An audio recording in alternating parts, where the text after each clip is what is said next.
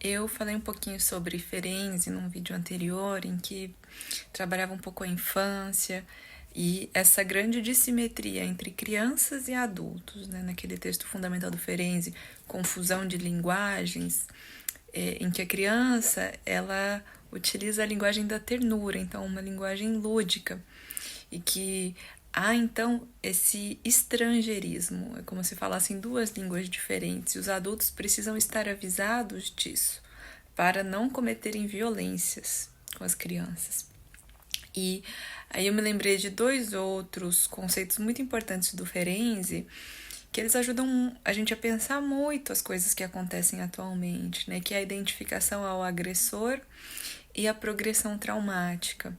A identificação ao agressor, ela traz esse elemento de muitas vezes a introjeção da raiva e do ódio, que quando a gente pensa, acho que a gente pensaria assim inicialmente, né, que essa agressão, essa raiva, né, exprimir a raiva, a agressividade, ela apareceria contra o agressor, a pessoa que me machucou, a pessoa que fez mal, a pessoa que cometeu algum tipo de violência, seja ele físico, psicológico, enfim.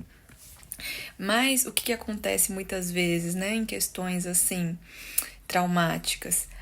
A pessoa que foi vítima da violência, ela repete essa agressividade contra si mesma. Em vez de ficar com raiva de quem aconteceu, ou mesmo às vezes ficar muito reativa com as outras pessoas, o que também pode acontecer, claro, um medo de que isso aconteça novamente, é muito comum acontecer essa introjeção da agressividade, disso se voltar contra o eu, e daí a pessoa então ter raiva de si.